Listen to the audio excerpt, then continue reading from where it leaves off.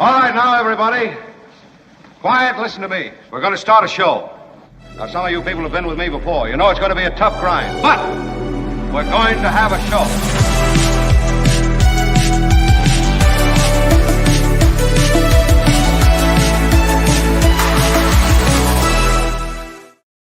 And good afternoon to you. If you're on the East Coast, you're on the West Coast, it's still a little bit of morning as we go on live. Yes, I know. How about a round of applause for a little bit of a morning? And if you're in the far West, you know, like Hawaii type thing, it's really in the early morning. So, yeah, yes. And if you're even farther west, so far west that they call it the East, then what time of day is it? I don't know. But, is it still yesterday in Australia, yeah. Right? It's yesterday or it's tomorrow, isn't it? One of the two. Yeah. Anyway, it's great to have everybody here. We have, and you just heard the distinguished voice of the great Tony, everyone. Thanks, Tony. And Tony is the technical guru. He is a don't blame gifted, this on me. He has, right, if something goes wrong, talk to Tony. I had a couple of questions that came in via email. I'm trying to think if some pertain to some sort of technical issue they were having. I've received a lot of positive letters. I know what it was. Somebody did email me and say that when they were watching the show, they were watching a commercial that went on for 10 minutes, and they wanted to know what the story was. I don't think you're watching the show if you're seeing a commercial that. If there's a commercial that long, there's usually a skip button at that point. That you can skip it. So usually that's YouTube just doing YouTube things. Yeah, we encourage usually anything you to longer skip. than 30 seconds, there's usually a skip button. It's okay to skip. Is the point? Yes, certainly. 10 minutes is beyond. That's above and beyond the call, as they used to say. Kim is here. Kim, how are you? And she's watching the chat and watching the super chats and the super stickers, which is one of the ways you can support our homegrown show that came out of a talk radio show in San Francisco at a huge talk radio station that went away. We brought it here and really are sustained by viewers and listeners like you. And so Kim will watch that, and in this case, she puts up Romania Animal Rescue. Big shout out. Big shout out. I was just thinking about Romania Animal Rescue yesterday. I'm trying to think of why. Oh, they commented on a video, and I read all the comments, or try to. And I thought, oh my gosh, Romania Animal Rescue. It's so nice that they both contribute, and they comment, and they watch our videos. So check them out, Romania Animal Rescue. It may be an organization that you find speaks to you.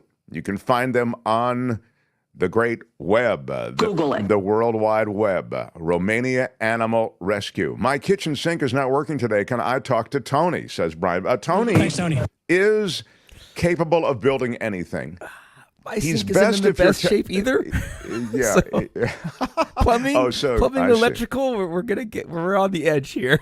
Tony is very good with things. He's built radio stations. He's built studios. He's very good with that stuff. So if you want to turn your kitchen sink, into a radio station, he could really help. That would really be good. But right now, probably basic plumbing. I don't think we really loan him out on that kind of thing. But all right, there's a lot going on today. Spencer Jaffe always in with a $3 super sticker. Thank you. Big shout out. Big shout out to Spencer Jaffe. Love this pod, says Brian. Right on, Brian. Big shout out. Big shout out. I love the pay for a premium YouTube account, says Rampage Radio SF. That means no more commercials. It is true that if you pay for a premium YouTube account, you will get to see me with my credibility glasses.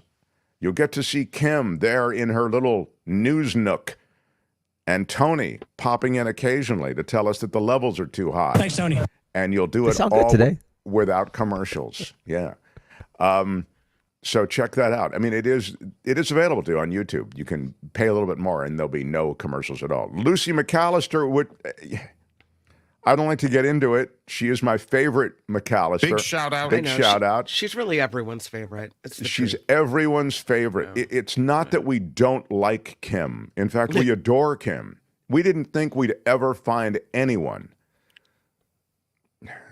to whom we felt more endeared than Kim until we met Lucy McAllister. Thank you so much. Yes, thank you so much, Lucy McAllister. You're great. It's not a competition, Lucy. I'm just saying it's not, okay?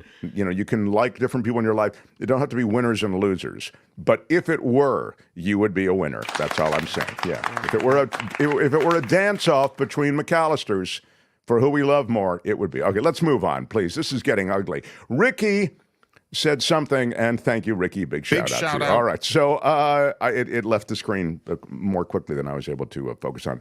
We've got a lot to do today. I've got Gary Dietrich, bottom of the first hour, and that's huge because we've got a lot of huge polling data in now from The Mark Thompson Show. Yeah, I've got polling data that is going to make you feel great if you are a Kamala Harris supporter. And then I have polling data that is going to make you feel bad if you're a Kamala Harris supporter. So I know. What? I'm saying that there is a way to look at polling data. There are many ways, actually, to figure out how dependable it is. We've talked about that for months and months on this show. You know, who's doing it, the methodology, et cetera. But in this case, I think what's going to make you feel good or not so good is where the polling data emerges from. So basically, it's a Sunbelt state issue versus national issue. Let me give you the hopium first, my friends. The hopium that you want. You want to feel good about Kamala Harris. You want to know that the rising despotism that's associated with a Trump presidency, the recrimination, the turning the Justice Department and IRS on his enemies, something that he's already done, the whipping up and fomenting of unrest in America, that's all going to be put off.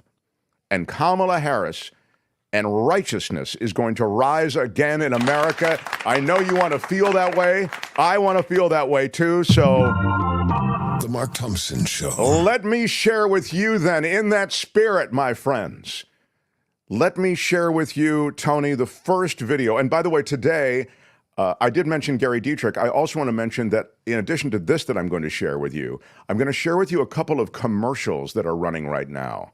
And I'll be curious to know, these are political commercials, of course, and I'll be curious to know what you feel is the most effective tack from the standpoint of media and commercial placement. You know, these spots, these ads that run for the candidate. So I'll get to all of that today. But right now, here's the hopium. Here's the good news. It comes out, and it's brand new. It still has the fresh Kornacki smell on it. Out of NBC. Go ahead, please, if you would. Yeah, some interesting ingredients that go into what you're seeing here. Harris with a 5-point advantage in our poll nationally over Donald Trump. The big picture, of course, is, look, we've been polling the 2024 race for a while now. This is the first one that NBC has polled with a Harris-Trump matchup. All of the previous polls we did were Biden versus Trump. And going back a year, all of those Biden-Trump polls, 4 of them, Trump had the lead in. 1 of them was tied. So big picture here. This is an illustration of how much the race has sort of transformed over the last 2 months. Now, take a look in terms of what goes into that advantage for Harris in this poll. 1, a gender gap. You're seeing here among men, Trump with an advantage. That's a 12-point advantage for Trump. Among women, 58-37. That is a 21-point advantage for Kamala Harris. What that adds up to is 21 and 12, a total gender gap of 33 points. Now, if anything like that materializes on Election Day, it would just blow away 2020 and 2016, which also had massive gender gaps. This would be significantly bigger than that. That margin among women for Kamala Harris, particularly younger women, an important part of that for her, helping power her in that lead that you see. Then we break it down by race here. Among white voters, Tony, 9-point advantage. Right. A lot of what he's saying, honestly, is it's not that it's irrelevant, it's pertinent, but it may not be determinative. You know what I mean? It may not be the thing that really matters from a bottom line standpoint. But the last thing he just said, I think it could be an element that is more determinative, and that is young women. young women animated to vote as they were in the midterms and animated to vote in the general. And the question will come down to swing state young women. But the young women totals and the huge disparity that there is with young women between Harris and Trump, that is something hugely, potentially anyway, hugely relevant. Go ahead, Tony. Women are angry right now. Women are really angry. And also, we don't forget. You know, you see it when you have a fight with one of us, how we'll bring stuff up from, a year ago, 2 years ago. We don't forget. And now we see our sisters in the South dying. Talk about being animated to vote. That'll get you to the polls. Go ahead, Tony. For Trump. I think this one is significant. Among black voters in our poll, 85-7 Harris. Remember, a lot of talk when Joe Biden was the candidate because there were a lot of numbers showing that with Biden as the candidate, Trump was somewhere in the teens among black voters. That doesn't sound like much, but historically, that would be very high for a Republican. And Biden's number among black voters when he was the candidate, you were generally seeing somewhere in the 60s. Even there were some polls in the 50s. It was a big area of slack for Biden when he was the candidate because this is traditionally a very core Democratic group. In our poll, at least, you see what would be a more sort of traditional number there for the Democrats and for the Republicans. And among Latino voters, Harris with a 19-point advantage. Again, that would be lower for Democrats than they typically get among Latino voters. But again, it is an improvement from where Joe Biden was running. So that helps add up to that lead that you see there for Kamala Harris. Also, take a look at this. The image of Kamala Harris since she became the candidate. This is just asking folks, do you have a positive or negative view? And you can see Harris, 48%. A couple things stand out. She's the only one above water. It's slightly, but higher positive than negative. Everyone, you see this, I should say, Walls is as well here. But Harris, the highest number there at 48% above water. You see Trump at 53. The key, though, is when Harris got in this race just before, we asked the same question about her. Her positive score, this was back in July in our poll, was just 32%. So it's gone from 32 to 48 since she became a candidate. Trump's number more flat. We're kind of used to seeing that for him. So a big jump there for her. Stop it again if you would, Tony. I think these are drilled down poll suggestions and notations that are important, and here's why. Even though this is a general poll, that is to say, this isn't among swing state voters, and as we know, the way we vote for president in this country is through the Electoral College. So the reason that it still can be instructive is because of trends. We've talked about this before. Trends are so critical in determining outcome, and the trend is immensely positive for Kamala Harris. The trend in terms of likability, the trend in terms of any number of things associated with her personality, the trends are positive. Now, again, not determinative, but the trends are important. Now, the next thing that he's going to get to is concerning. And it's also a function of branding, which we talked about. We talked about it with Brian Tyler Cohen, the fact that the Republicans so effectively brand as the party of fiscal responsibility, et cetera, when the reality is there has not been a GOP presidency. There has not been control of government on the part of the GOP that has reflected any degree of fiscal responsibility. Budgets bloat, government grows, waste, corruption, all grow in those GOP administrations. Again, I know I'm a partisan, but still, the facts are the facts. Go ahead, Tony. Play me a little bit more, if you would. But this speaks to, you'll see, on candidates' attributes, when asked this question, I think it reflects the brand of the GOP and the Dems. Go ahead. And if you're a Republican and you're looking to take heart in something in this poll, this would be it here. Asking about a number of issues and attributes. The question asked here is which candidate would be better on? And you can see, look, on securing the border, immigration, this rates as a very high concern, voters say in our poll. It's a 21-point advantage for Trump over Harris. Dealing with the economy and inflation, if you combine them, the top issue for voters in our poll. Trump with a 9-point advantage there. You see some Harris advantages here. I just flagged this one because this was, remember, necessary mental and physical health to be president. This is where Trump had that massive advantage over Joe Biden. This was basically reading as a question about age when Biden was the candidate. And that has just completely turned around with Harris as the 20. Democratic candidate. Yeah. So I think you get the feel for it, and then they continue with different attributes of the candidates, and essentially you're getting the vibe. Overall, it's a really positive poll for Kamala Harris, as I was saying, and it is a negative trend for Donald Trump. He still seems to score well, again, in this way that I think the GOP candidates tend to score well on things like the economy. The border is always used as a cudgel. It's used as a political football, and there have been no breakthroughs in the border positively. Trump kneecapped the only legislation that actually would have increased Border Patrol agents and actually done the things that the GOP wants to do at the border. It was a GOP-authored bill. And as you know, Trump erased it because of the political gain that he has been able to achieve through making the border an issue. Women should be very angry, says Mindy Lee. Trump is responsible for women dying.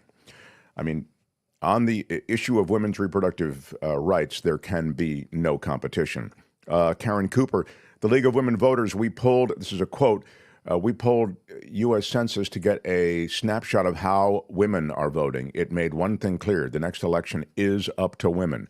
Women could decide the election. They have to show up in big numbers, and they have to make this issue of their reproductive freedoms, if that's the issue that's bringing them to the polls, they have to make that choice and make it clearly. Uncle Scrooge with a Happy Monday super sticker. Well, thank you very much for that. Big shout out. All right. Uncle Scrooge showing up. And Elwin. What up with Elwin? I haven't seen Elwin in a while. Maybe you have on your after party show, Kim, but Elwin used to be a regular. Yeah. I know him because I love his name. L, you could be called when you're a kid, LL. Winnie Win, Elwin. Elwin-alicious, Elwinster. These are all, no, Elster? No, nothing? El probably would be the nickname. Anyway, Elwin, good morning, everyone, he says. Big shout out. $10 super chat. Thank you for that. All right. Now, that is the good news. If you're a Kamala Harris fan, or if you just are a person who might reasonably be frightened of the course that Trump would take this country on. That's the good news. That's a general election poll in which Trump is flagging and Harris is surging, possibly among groups that could be determinative as to the outcome of the next election. But now I must give you the other news, which is not... What? I'm sorry. I must. It is... I'm bound as a show host to give you the complete picture. So, The Mark Thompson Show. This morning, the latest, and I say this morning, it's only hours old as we come to you live. The latest New York Times Siena College polls of Georgia, Arizona, and North Carolina. Again, these are Sunbelt states. And look, if the 2024 presidential election were held today, who would you vote for if the candidates were Kamala Harris and Donald Trump? And in every state, Arizona, Georgia, and North Carolina, Trump leads. And it's not an insubstantial lead. 50% to 45% in Arizona, 49% for Trump to 45% for Harris in Georgia, and 49% for Trump to 47% in North Carolina. Now, what does this mean? It means if those numbers held and Trump held those states, he's almost there. He's almost to the White House. He'd need very little more to get there. It's a good set of numbers for Donald Trump. The northern battleground states, that's still the territory that Harris must concentrate on. But now I turn to the polling decoders of this very poll that they just ran. And at the New York Times, they're saying that the latest Times Siena results on average are 5 points better for Trump than they were when these states were last polled in mid-August. In each state, these results are the best results for Trump from a high-quality poll in weeks. In circumstances like this, our rule of thumb is to toss the results into a polling average, like the New York Times runs a polling average. Of the 3 states, Georgia is the one where the balance of polling is most clearly favorable to Donald Trump. Kamala Harris hasn't led a poll in Georgia taken in September, and Trump has led in several high-quality polls, like a 3-point lead in a University of Georgia poll that was just held last week. Now, in North Carolina, that's where they say this most recent poll departs from the most recent data. Their poll average, again, this is the New York Times Siena poll, previously gave Harris a narrow lead. She's had strong results from multiple high-quality polls, including the last Times Siena poll, which was in August. This one is very different, obviously, as I've just read to you.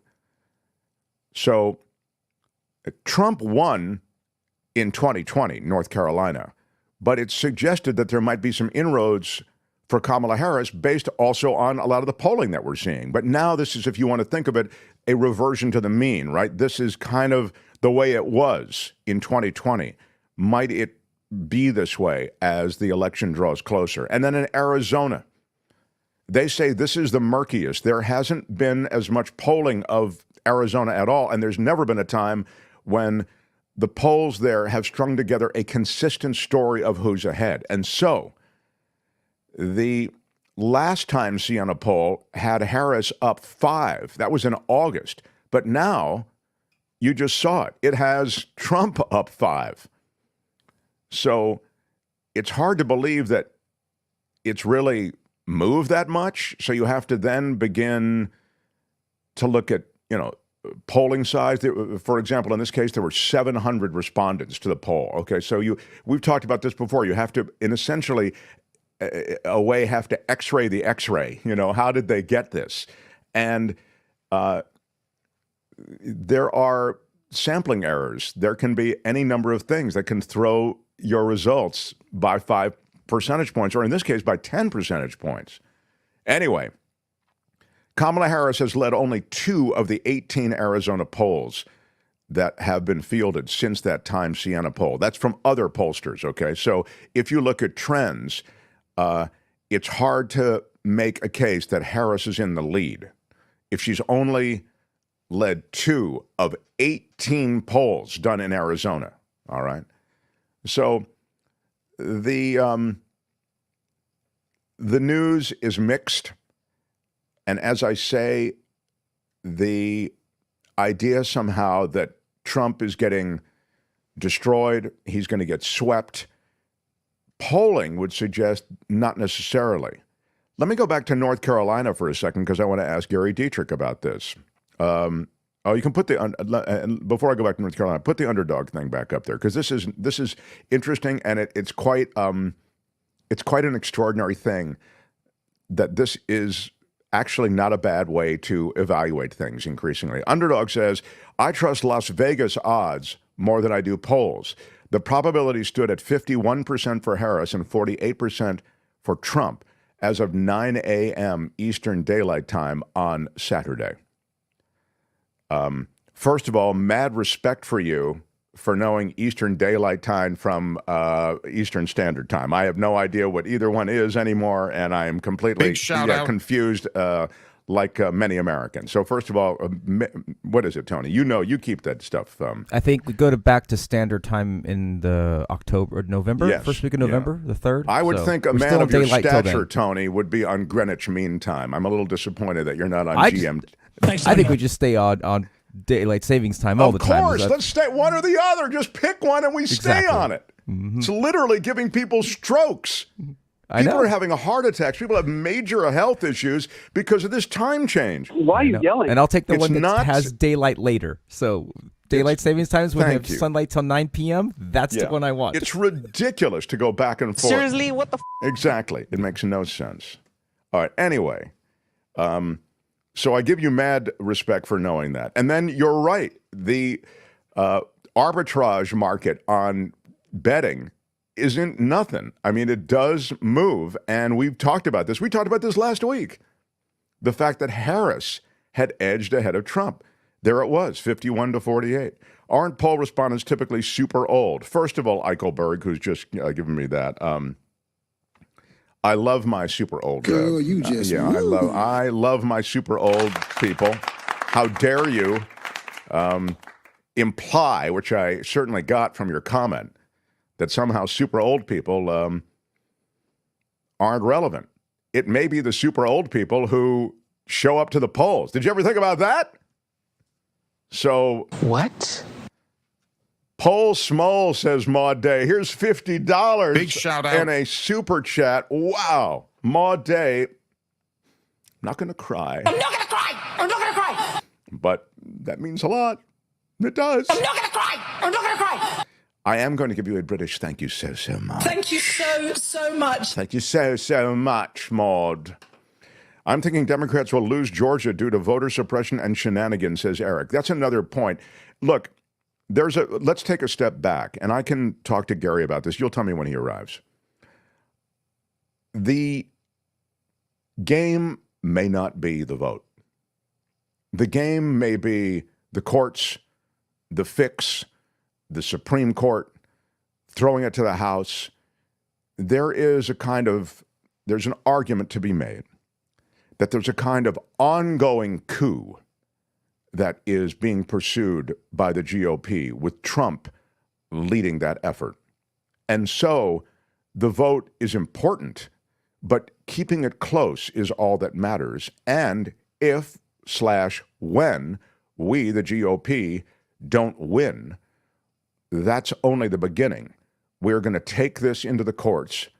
We're going to throw sand into the gears of government, and we are going to create enough chaos that the Supreme Court is going to have to step in and ultimately throw this election to the House of Representatives. And as you know, the numbers in the House favor, doesn't matter who has control of the House, they favor the Republicans because it just goes one vote for each state. It's a part of the game that isn't talked about much. But if you look at already this effort that's being pursued in court cases and even in legal challenges at various administrative outposts, if you want to think of it that way, of elections in state to state, particularly in the swing states, you see this huge surge on the part of the GOP. They're trying to change the rules at the last minute. They're trying to push this voter ID, some kind of a way to essentially disenfranchise voters. So I think it was Eric who said they're getting rid of voters, voter suppression. They are. And they're doing it effectively. And again, that may only be one method. And by the way, that's a method that's tried and true since the beginning of time. The GOP has been way ahead on disenfranchising voters.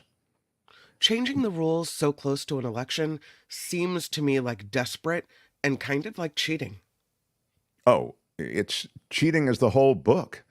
Cheating is the entire game. By the way, Gary's here. Great. So anyway, smash the like button like a boss if you would. With your iron rod. Smash it with your iron rod. If maybe you're a Trumpy, you're here to create trouble with the libs. You got to own those libs. Am I right? Obnoxious libs. My God. You want to own them. So smash that like button. Smash it with your iron rod. This is the place you can come own the libs.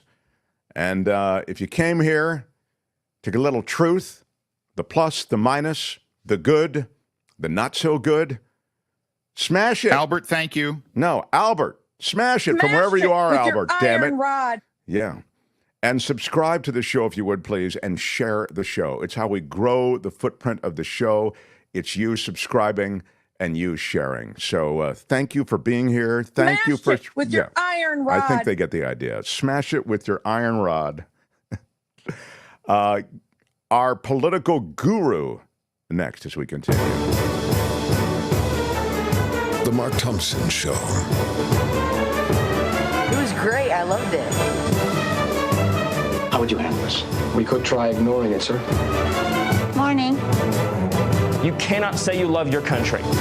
Where are my weed smokers at? Stay at home and get baked. Right on, everybody. Well, on Mondays, this guy joins us. We're so lucky to have him. He is the political analyst for iHeartRadio and iHeartMedia across all of those radio stations and outlets in America and across the CBS television stations as well. How about it for Gary Dietrich, everyone? Thank you Mark. for being here, sir. Yeah. So I was just running through some new polling that maybe you can put into perspective. The national polling seems to have shifted a bit and perhaps over a threshold of even the plus what I think 5% now. So that would be beyond the margin of error for Kamala Harris. But the swing state polling that just came out from the New York Times Siena people really shows Trump ahead by as much in those critical swing states. What do you take from this? What's important? Why don't I hear Gary, Tony? Hello. Okay, go ahead. Now go ahead. Got me? Okay. Yeah. So if you listen to Nate Cohen of the New York Times, his analysis of even their own polling came out yesterday. He said their poll, and then his analysis this morning is basically, hey, we don't know what's going on. Seriously. I mean, and I don't mean that to put Nate down or the New York Times, but basically he said, you know what? This is kind of crazy. Because to your point, Mark, and you summed it up well, their polling of the so-called, they call them now the sunshine states, North Carolina, Arizona, Georgia, showing Trump now with a significant lead. I mean, 4 to 5 points in each of those states. And what's confounding to Nate is, okay, so maybe we got one state wrong, right? I mean, maybe one is 5 points, but the others are showing, it's just a point. But all of them, all three of those states are showing leads for Trump. Whereas to your point, the national poll, which is important for people to remember, we do not elect presidents nationally. We elect them by 50 separate state elections. That's how the Electoral College is currently continued to be set up. That, the national poll is not as important, but those are the facts. Now, more generally, Mark, if you, and look, one other important thing about the New York Times poll, I think, is why people should pay more attention to it, is it's the only current, as they call it, quality poll, okay? I'm saying that with air quotes. One of the big polls that has been conducted completely subsequent to Trump's second assassination attempt a weekend before last, right? That's why people are giving it a lot of weight, because some of the other ones were in the process of being out in the field during that. So the poll's been getting a lot of credence. We'll see where it goes. I think really importantly, Mark, what's going to be the tail of the tape is a couple of more of these in the next week, and especially where those blue states end up. Michigan, Wisconsin, Pennsylvania over the next week. We should know a lot more. So let me just fill in then this one detail. What you're essentially suggesting is that were these Sun Belt or Sunshine states, you call them, the states that we mentioned, if they were to indeed reflect in the vote what we're seeing now in polling, then, and this is kind of why you're talking about the blue states or the blue wall or whatever, those critical blue states, if Trump were to win one of those, you're saying, then it would be all over. That's pretty accurate. Yeah. Especially if it was Pennsylvania, then it would definitely be all over. All right. So, and these are the 7 states. Throw Nevada in there. We haven't mentioned Nevada yet. These are the ones that people are watching most carefully. And, there's no getting around that. They are the ones that have been within the margin of error. So to put it in a broader context, if you still continue to aggregate the polls, Mark, if you sort of take the last week to 10 days of all of the polls combined last 2 weeks, you still have every one of these battleground states in total, in aggregation, within the margin of error. The things that make an impact on this sort of thing fascinate me because we are so dug in. And then you'll hear these, quote, undecideds, and you see them meander and why they consider themselves undecided. And sometimes, honestly, and those are, having been in media for a long time, both of us, we know you grab these people, it can be MOS type stuff, man on the street stuff, or it can be anything. You grab 3 people and you get them, they say, and then the other 30 people say something else, but you only run the 3 people that you want. But more assuming that it's somewhat representative, they end up in this place where it comes down to personality a lot of the time. I was hearing, I don't trust her when it comes to Kamala Harris. I was reading this also in the drill down on the New York Times stuff, that the I don't trust her, I hope she's not lying. And I'm thinking, you're up against a guy who's demonstrably probably the biggest liar in the history of the presidency. I mean, completely invented stuff. These are documented things. This isn't just my opinion. And so the notion, though, that it comes down to sort of personality and a je ne sais quoi is a constant reminder of how much like a high school election this is. Well, there's no getting around the fact that in modern American politics, you have policy and you have personality, right? I mean, those are the 2 big deciding factors. People put those on their own scale and they weigh one, they weigh the other. But especially with modern media, Mark, as you're talking about, with TV, with radio. I mean, the advent of those things were huge in politics. Now put social media in there, right? I mean, now you have a political milieu that is unlike any that we've experienced. I mean, in 2 years, this nation's going to celebrate its 250th anniversary. And it's only been in the last couple of decades that we've had this kind of a visual electronic medium. And only in the last decade, we've had people basically making their own videos and posting them, right? Getting their own content out there available for whoever wants it. So we are in uncharted waters to a large degree. And Mark, that is what makes the polling task so much more difficult, because things can swing. Some of these polls are conducted as online polls, not the big ones, but some of them are. And that's what makes it challenging. And also because, of course, people get information so much more quickly and reactions to information much more quickly than we ever had even just 10, 15 years ago. I want to ask you about a tactic that we touched on before you got here, and it's really cranked up to 10. And it's the attempt to purge state voter rolls ahead of the election. This is a tried and true part of American politics, sadly, but there is now a questioning of the accuracy of voter rolls on a level that we really haven't seen. You can let us know, but it seems as though we haven't seen it, in our lifetimes. I'm asking about the effect of that. I mean, I know it's being done in different ways and in different states. Maybe you can just give us a sense of how you feel it'll impact the election. Well, Mark, if you go back, it depends how long one's lifetime is. But if you go back to Kennedy, Nixon, 1960, the most famous example of this is the so-called stuffing of the Chicago ballot boxes by Chicago Mayor Richard Daley, which put Illinois, that sort of put all this stuff on the map, that one could actually manipulate the vote somehow, right? And then it's grown, and at various times it's waved, wafted back and forth. And then, of course, Trump made this famous when he was talking about you can't trust mail-in balloting. Now, of course, the GOP, interestingly, is pushing folks to get out and vote, because it's important for people to know people are voting right now. I mean, as we speak, this is not just an election day phenomenon. In fact, I heard one pollster estimate in the last week that by election day itself, Mark, 80% of the vote will have already been cast by November 5th.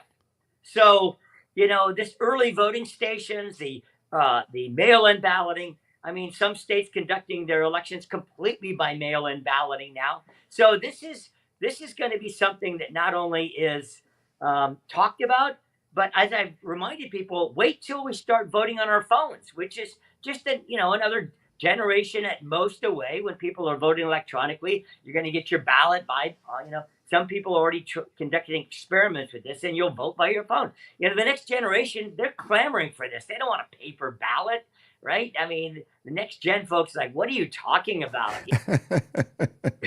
Going to a polling place and my grandmother's sitting there and she's going to hand me a ballot and I'm going inside this little booth thing. That's weird, So that's going to happen. But the contentions that you're talking about, Mark, are not going to go away. They're not going to go away with this election cycle. And the challenge is going to become not only practically maintaining the integrity of the process, legally maintaining the integrity of the process, but then I think what you're getting to, Mark, importantly, is perceptually maintaining the integrity of the election process. And that, of course, in any working democracy is absolutely vital. Well, I mean, I love that you make that last point, because in the 2020 election, Trump lost and continues to pursue to this moment the idea that it was stolen from him. It's a tactic. He complained about the fact they're going to steal it. He was setting himself. He did it in 2016. He didn't think it was going to win, but he said they're setting it up. It's fixed.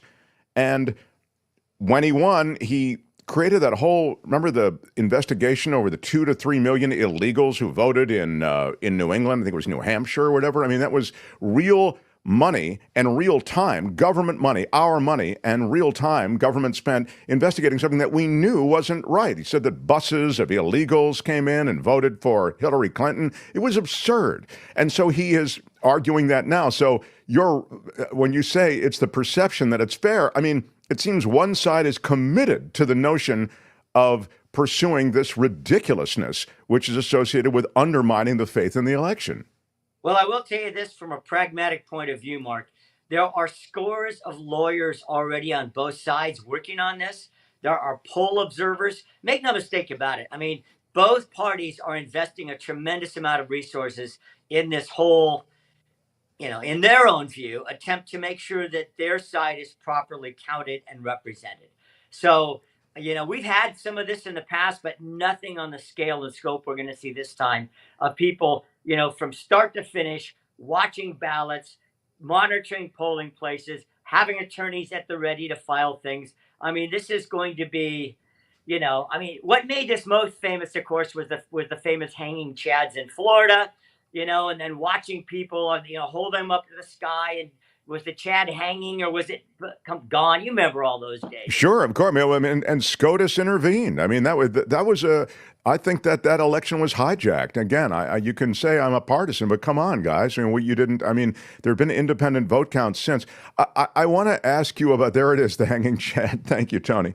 I want to ask your impression of something, Gary Dietrich. We've never done this before with you, but I'm really curious. I mean, you are such a seasoned vet at this stuff. Tony, will you play Gary Dietrich one of these spots that's running? Play me the Kamala Harris is running a series of ads in swing states, Gary Dietrich, and I'm curious as to how effective you think these ads are.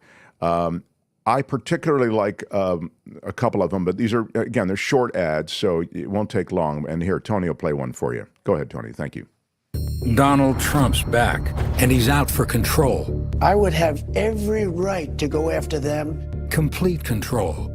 I will wield that power very aggressively. And he has a plan to get it. Detailed plans for exactly what our movement will do. It's called Project 2025, a 922-page blueprint to make Donald Trump the most powerful president ever. Overhauling the Department of Justice, giving Trump the unchecked power to seek vengeance, eliminating the Department of Education, and defunding K-12 schools, requiring the government to monitor women's pregnancies, and severe cuts to Medicare and Social Security. Donald Trump may try to deny it, but those are Donald Trump's plans. Well, revenge does take time, I will say that.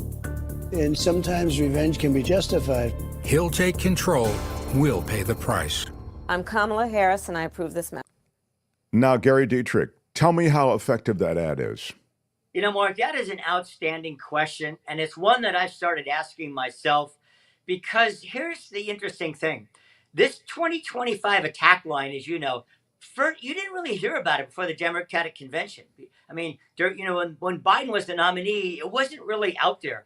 But since that time, the Democrats have made no bones about it. When you ask them, what are your chief attack lines for the rest of the campaign, the next 2 months, they always say abortion first. That's always job one. Project 2025 has now come up.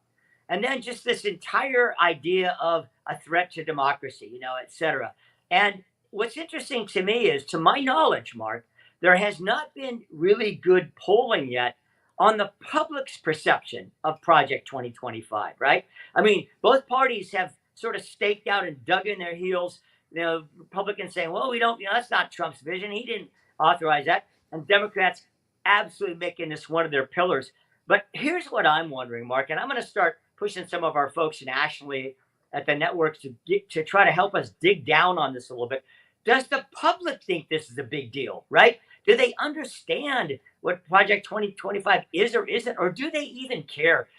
I have to say this. When you tell people a 900-page blueprint, that right there is a recipe for eyes being glazed over, right? So you have to be careful how one uses. Now, they've tried to pull out nuggets and what Democrats think are talking points, but I think you've raised an important question, Mark, because if you're going to spend political capital, and you're going to spend it in swing states, you want to make sure it's landing, right? You want to make sure it's resonating. And I honestly haven't yet, and I'm just being as objective about this as I can, I haven't heard any buzz sort of gurgling up, you know what I mean? From the hinterlands, from the coffee shops, people going, geez, that's crazy. Like they do about gas prices, like they do about immigration. Does that make sense? Yeah, it does. Like they do about abortion. I mean, you'll hear a lot of people say, "Yeah, I'm voting on abortion." And by the way, most recent polling out shows this: 15% of voters, abortion their top issue. 15% of voters, these are rough numbers, but pretty accurate. Immigration is their top issue. No surprise, 39-40% still inflation and the economy. So what I'm saying, Mark, is I haven't yet seen good evidence that Project 2025 has gotten a solid foothold. Does that make sense? Yeah, I've seen that actually, and maybe this is an outlier. I've seen that there is voter awareness of 2025 on a grand scale. Like 75% of voters or those polled, I remember seeing it, were aware of Project 2025. Now, that doesn't mean that they know everything about 2025. It means that they're aware of 2025. So, but nobody's read Project 2025, really, as Eamon says. No voter has read Project 2025. Now, let me just quickly give you 20 seconds on why I thought that ad was effective. That was Trump's words are used in there, right? Trump is essentially saying everything, and they did excerpt things from Project 2025 that are stated. The reshaping of government, the reshaping of the Justice Department, CDC, everything. I mean, they really went through it all. These things are noted. Now, again, reasonable minds can differ as to, how effective it might be, but that's why I liked it. I want to play you another ad. Go ahead, Tony.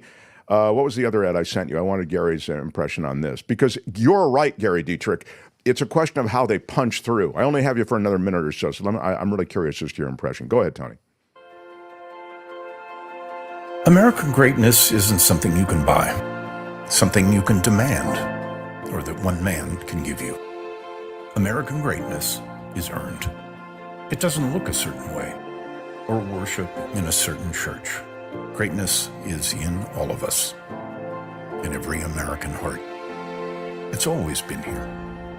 Through the work and pain and struggle to earn the gift so many died for. Kamala Harris believes that every person should have an opportunity to enter the middle class. She believes in something so beautiful and simple with joy. She believes in the promise of this great nation. American greatness is the gift we all share. Greatness is in all of us. You don't need someone to make you great. You're an American. Greatness was in you all along. So that's a Lincoln Project spot that is running in swing states. How about that? Well, I think, Mark, real quick on the last one, by the way, I think the question is awareness. You really hit the nail on the head. Awareness of a project is one thing. Impact on somebody's vote is the real key. And that's the question I raised about the 2025 project. We don't yet have evidence. Oh, I'm voting. people telling pollsters, I'm voting because of that. This ad is really interesting because to me, it comes across as very emotive, obviously, and I say the modern Democratic Party version of Ronald Reagan's 1980 Morning in America. Totally agree. Right? Totally agree. It is that welling up of the American spirit that Reagan tapped into in 1980 when people were done with the malaise, they were done with the gas crisis, they were done with the Iranian hostage crisis, they were done with Vietnam. By God, we need morning in America, right? And that's what I think this, sort of, to me, resonates with and is part of, as you know, the Harris-Walz notion of, they call it joy, they call it whatever, but it's the same thing of trying to tap into what they believe to be the real heart and soul of America. I think both are well crafted, by the way, in terms of advertising. The question is going to be, again, do they move the needle? Right. Quickly on your way out, handle this question from a listener viewer. Underdog says, hey, Gary, do you believe Trump is planning another Green Bay sweep and making the election so convoluted in the swing states that it goes to the Supreme Court, then to Congress, and back to the states? Well, he won't have control over that. I mean, the reason why something goes to the Supreme Court, if there's legal questions, or like in Florida, they literally had to determine the validity of those ballots. So I think there's so many unknowns, Mark. I don't think we can be predicting at this point what's going to get to a very, I'm sure there's going to be court challenges. I have no doubt about it. How efficacious those are, yet to be determined. Efficacious is too good a word to leave. It's a ding word. So strong.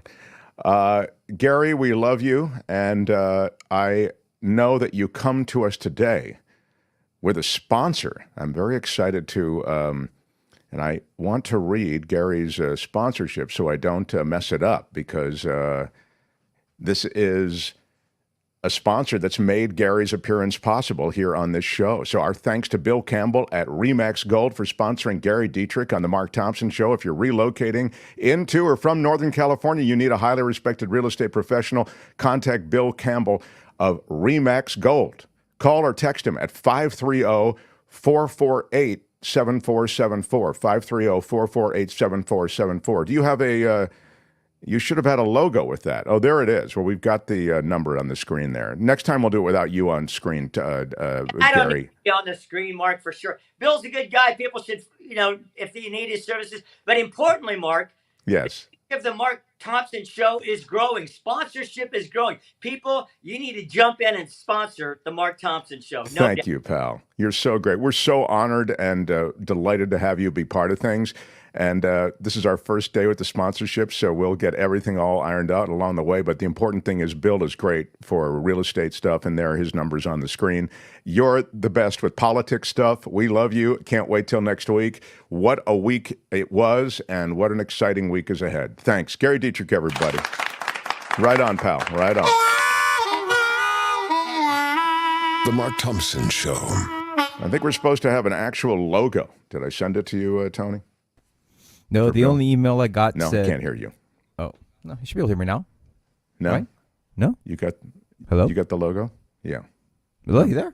Can you hear me? Yeah, I hear you. Okay. Wasn't there supposed to be a logo? I mean, I don't mean to live out loud. No, so the only email I got said copy and graphic to follow. Oh. And I never got anything. Well, I thought we sent it. I think if you'll check last week, because I pushed it up. Maybe not. Anyway, thank you for putting up the number for Bill and for Remax Gold. And we love Bill Campbell at Remax Gold for sponsoring Gary Dietrich. And now this is beyond any magic that he could have had with a simple logo. Now we've talked about him and his ability to stand behind the show and Gary Dietrich and the segment. So call him, 530-448-7474. How do I get a phone number like that? I want a phone number like that.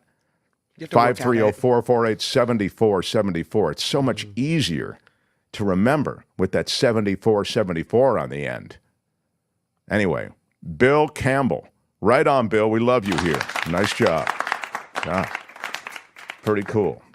All right, so... The Mark Thompson Show. Let me handle what's happening show-wise. Luis with a $5 super sticker. So you were saying that the more Trump looks like an absolute clown or gets shot at by his own people and monetizes it, the more people will support him. Well, that's... Big shout out. That's one way to put it. I mean, look, one thing is true, and I think Gary's remarked on this along the way, that Trump is on some level, he is not affected, people's disposition toward him, not affected by a lot of the externals that might KO another candidate. I mean, it's just a fact that he has as part of his brand brashness and a rebellious kind of rhetoric that people put a lot of stuff he says into that category. So into that category, you can put all of his, I can't believe he said it type thing. And in that way, the American voter overlooks it. So that's the way I see it. Paulo Montero, does anyone know if the first votes are really already giving Trump a 5% advantage in Pennsylvania? If that's true, it worries me. I know that that is not true. They're not counting any votes yet. There's voting going on, but they're not counting it. So the way that they determine often before the counting has begun is exit polling, okay? But there is no exit polling early on with mail-in votes, right? So, no, if you've heard that, it's just not true. And thanks for the super chat. Big shout out. Spencer Jaffe with the three. I think we did that already. So thank you, that's a Spencer. new one. Big shout out. It's a new one? Yeah. He's winning me over $3 at a time. Spencer, I know. thank you. Girl, you I just just love you. Yeah. Right on. We are crowdfunded, so thank you very much, everybody who's part of the crowd that funds. It's no small task to keep this The Mark Thompson Show. This ship of state going. I am coming back from Washington, D.C. There's more politics to come, by the way. Not in fact, I've got RFK Jr. news. RFK Jr., it's crazy what it's happening in that world. I'll talk about his the twist in that Olivia Nuzzi text affair that was going on between the two of them. I'll give you the latest on that. Barack Obama at a big LA fundraiser. I will touch on that. Melania Trump and the incredible book sales she's had. And a huge, she got a lot of money for showing up somewhere, and no one can kind of figure out where the money came from. All right. It wasn't from the donors in the room. Egypt, perhaps?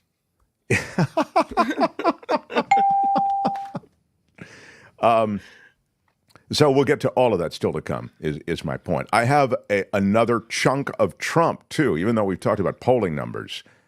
There is stuff the Trump people said and that Trump said on the stump over the weekend, and I will share that with you.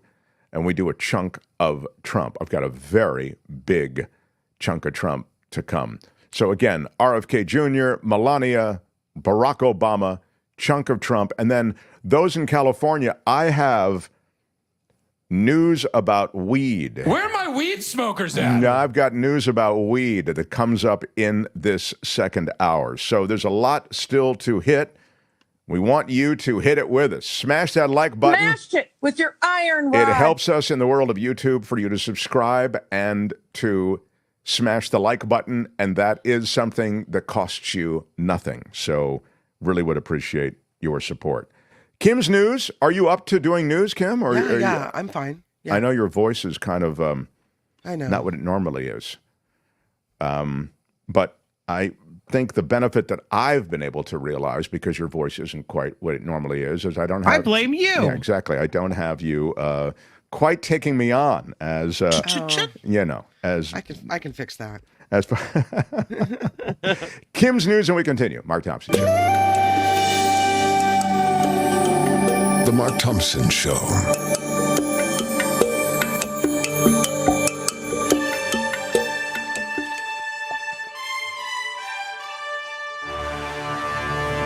On the Mark Thompson Show, I'm Kim McAllister, and this report is sponsored by CoachellaValleyCoffee.com. This is a photo of one of the airstrikes in Lebanon done by Israel. I'm putting it up on the screen because there's a pertinent story today that the United States is sending additional forces to the Middle East. Today, the Pentagon said the move to send a small number of U.S. troops to the region is out of an abundance of caution. The decision comes as tensions continue to escalate between Israel and the Iran-backed militia Hezbollah. Lebanese officials said Israeli airstrikes Monday killed 300 people. I mean, this is a volatile region always, and if that volatility essentially becomes something that leads us into a wider Middle East conflict, that is not only bad. I mean, there's already so much bad going on over there, but it will be something that will be an element all of a sudden in the election. So, I mean, is that the October surprise type thing? I don't know, but I do know that this is not nothing, what's happening. The expansion of the war into southern Lebanon, and Hezbollah controls Lebanon. All right, they occupy essentially all of southern Lebanon, but they are the government of Lebanon. So what you're doing right now, if you're part of this Israeli move, I suppose, is all preemptive. I mean, they see the rumblings of Hezbollah, and they see already they've moved a ton of their population out of that northern part of Israel that is near the border of Lebanon. And now they are taking, again, militarily. Is this appropriate? Isn't it? Strategically, is it wise? Isn't it? I don't know. But I know that they would say that it's preemptive. You know, we've got to knock these terrorist positions out. And certainly it's true that the people of Israel are living with Hezbollah incoming fire. So now those people have been moved out of their homes. I think I forget how many. I want to say north of 100,000. And we all know what's going on in Gaza. So this is easily a situation that becomes overflowing with bad stuff. And you could already argue that we're there. So. To Ryan Routh, the man accused of attempting to assassinate former President Trump in West Palm Beach. He has been ordered now held without bond. A federal court judge today ruled Ryan Routh should not be released until resolution of the charges against him. Meanwhile, there will likely be new charges against this 58-year-old man who investigators say was poking a rifle through a chain-link fence at Trump International Golf Course after hiding in the bushes for about 12 hours just over a week ago. Attorneys for the Department of Justice appear intent to charge Routh with the attempted assassination of a former president that would carry a maximum penalty of life in prison. Routh currently only faces 2 gun-related charges, amounting to a total of 20 years in prison if convicted. Investigators say Routh also stalked the former president. The Department of Justice says his cell phone accessed cell towers near Mar-a-Lago and Trump International between August 18th and September 15th. Prosecutors also say Routh dropped off a box at a witness's home months before the attempt, filled with ammunition, a metal pipe, 4 phones, and letters about his plan.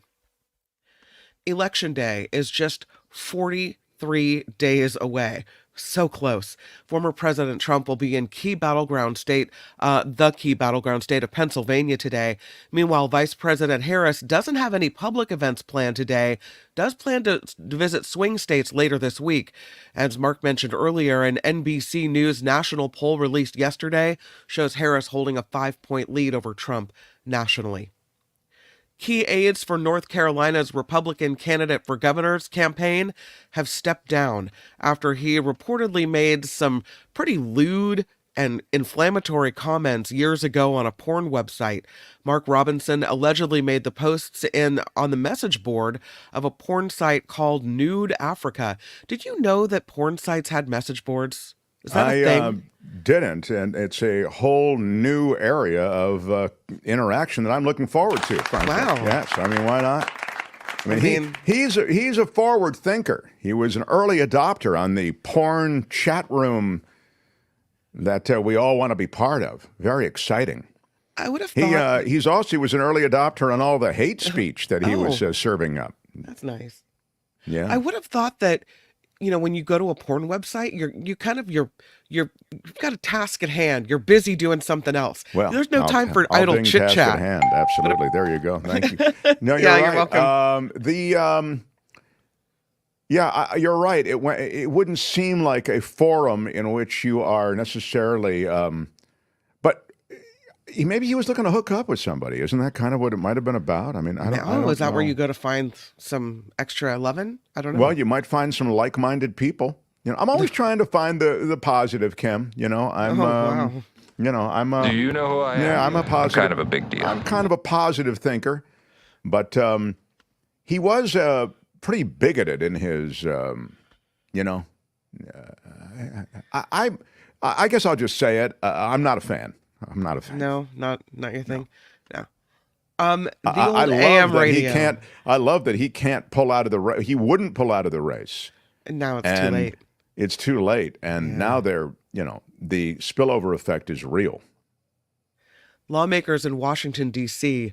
are one step closer to protecting AM radio in new cars.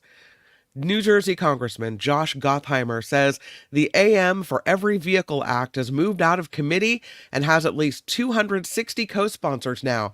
He predicts it'll get passed by the end of the year.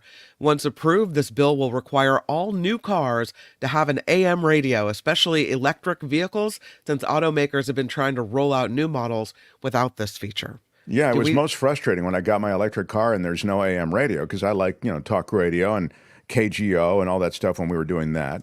And, you know what? The deal is that I'd heard electric cars, and maybe somebody in the chat knows, they're kind of, the electricity jams the AM signal. Is that right, Kim? Do you know? Exactly. Oh, Tony says knows yes. it, of course. Yeah, Tony, you're the guy. Yeah. They basically the electric motor just will make a whine. You'll just hear wee wee wee through the AM reception. So they just took it out altogether. That's why they took it out. Instead of trying to fix it with insulation or something, it was easier just to get rid of it. So what? So they'll now have to put some kind of new technology in place so that you can get AM radio on probably electric cars. Is it possible? They'll have to, I guess, fix where the antenna is or something is what I'm guessing, because it's basically picking up the electric motor running is what it's doing. From what I feel like if that's this were a always been the Star problem. Trek episode, he'd be saying, "Wait, it just can't be done, Captain." Because I need it done. I need it done now. All electronic cars need to be able to listen to AM radio. And I need it by sundown tonight. You remember that old radio, though, when you push those buttons and it would go flipping forward? Oh, I love that. I can almost look at that and feel how it felt to push that button. Yeah. Well, there you Terrific. go. Crime, People like violent. Tony doing the sound of... Tony, could you do that sound again? No. Somebody was saying. Damn it. One more time. Thanks, Tony. One more time, No, Tony. it's the internet. Damn it. No? Yeah. All right. We can find that. We can do that as a drop. We'll get that as a drop. We'll go back Whatever and get sound. it. I don't even I will remember you delete making it the if sound. it shows up on anything over here. I'll tell you that right now. I have privileges. Oh. Well, violent crime and property crime are down. Car thefts are up. According to the FBI's 2023 crime report, violent crime went down by about 3% from 2022 to 23, but motor vehicle theft was up nearly 12%. Imagine how the motor vehicle theft is going to go up when there are now AM radios in electric cars. I mean, that's right. how everything comes together, my friends, Remember when it was a problem when people would just steal the car radio out of your car? Right. That's Yeah. exactly right. Those Yeah. were the good old days. Yeah. Yeah. You Now they steal the to your whole car. and, now they take the whole car. I used to have a detachable face for my Yeah. radio in an old convertible. Well, they tell you get the ones that are easy to slide out so that they don't have to rip out your dashboard when they steal your radio. Like, wow, seriously? Yeah. I'm planning for the theft even as I'm buying a new car. Nobody wants your radio anymore. Now it's all electronic screens. Right. Meanwhile, motor vehicle theft up nearly 12%. They also rose the year before with a nearly 11% rise from 21 to 22. So when you look at crime, it's the motor vehicle theft that's the problem there. This is a story. There is a man who was abducted years and years ago, 1951, when he was just 6 years old. He has been found alive. The Mercury News in San Jose reported Luis Armando Albino has been located living on the East Coast. Albino's niece took an online ancestry test in 2020 that showed her DNA was a 22% match for a man on the East Coast. Investigators were able to locate Albino in June. He was able to fly to California to reunite with his family. He doesn't want to talk to the media, but this man has been missing for more than 70 years. His mother never gave up hope, but she did die a few years before he was located. But can you imagine? I read this story, and it's the niece. The niece is the one who made it happen. Mm-hmm. His niece was the one who stayed with it. As you say, the mother always was pursuing the idea of a reunion, but it was the niece who actually made it happen. California is suing Exxon over what Attorney General Rob Bonta says is a deceptive marketing message about plastics. The multi-billion-dollar action accuses the oil giant of convincing the public recycling plastic is safe for the environment while increasing its production of the polymers that go into single-use plastics. Bonta says not only do microplastics poison and kill animals in the ocean, they've also been found in the bloodstreams of humans. Exxon has yet to respond to this lawsuit. California, speaking of plastic, is saying sayonara, sucker, to those thicker plastic bags at checkout. It turns out Sayonara, sucker! They are nearly impossible to recycle, and facilities won't take them. The goal was to reduce plastic waste when the state became the first in the nation to ban the thinner bags in 2014. Since that didn't work, the new bill was introduced to get rid of them, and Governor Gavin Newsom signed it yesterday. By 2026, shoppers will need to use a paper bag or bring their own, and those will be the only choices. That's not fake. That's real. That's right. I made Courtney go to the grocery store with our bags, which I can't, as you know, I can't get rid of anything. Tony will tell you that. Tony goes, hey, where's the such and such? I go, well, I'll tell you one thing. I didn't throw it out. Whatever it is, I've got it here. And I saved the bags. I can't bear to throw them away. And I made her go and use them. I think a lot of people don't use them, even though they have, and even Are you talking about reusing plastic bags? Plastic and paper. Yeah, both of them. I just think the idea of recycling isn't something that's baked in yet to the American psyche. Maybe younger people are getting it, but I think we grew up in a disposable culture, and so everything disposable just has greater appeal to us, Well, the problem with reusing those is they get gross inside, right? So take your canvas bags that you can wash. Oh, okay. Yeah, I suppose that's true. Yeah. There you go. Yeah, those canvas bags. I don't know how gross they get. What are you buying? That's so gross. There have been studies that have been done showing that there's a lot of bacteria inside the bottom of reusable bags that people don't wash enough. I didn't realize that. So Kim, how are you? Every couple of trips to the grocery store, you got to throw those things in the washer. I see. Okay. Yeah. The state of California is protecting children from becoming addicted to social media. Governor Gavin Newsom signing the bill saying it stops features designed to feed destructive habits. Online platforms can't provide addictive feeds without parental consent beginning in 2027. The law also bans notifications without permission between midnight and 6 a.m. and 8 a.m. to 3 p.m. school time on weekdays from September through May. New York City. I like that, by the way. You do? Yeah. I do. I think that social media is an absolutely unequivocal, pernicious influence on America's youth, probably on adults as well, and it has to be controlled somewhere, especially in the development of a child. It's just outrageous. And to think, and like all things, they will sell anything to your kid. Anything. Yeah. Look at what they did when they only had television.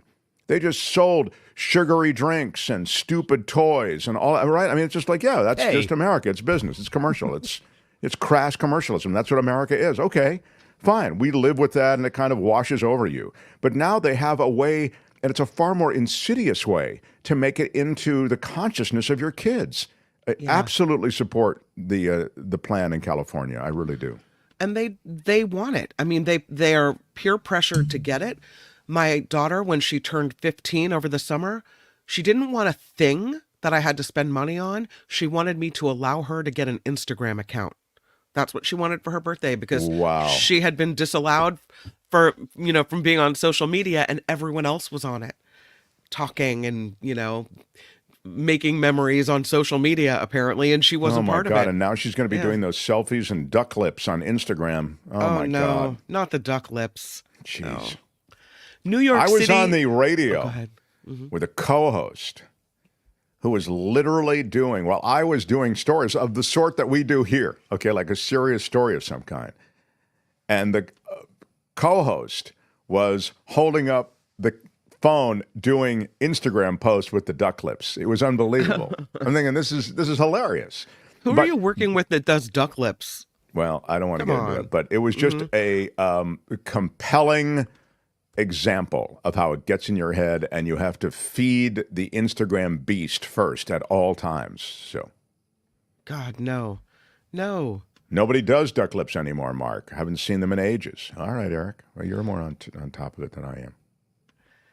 New York City is the priciest city in the United States in which to retire.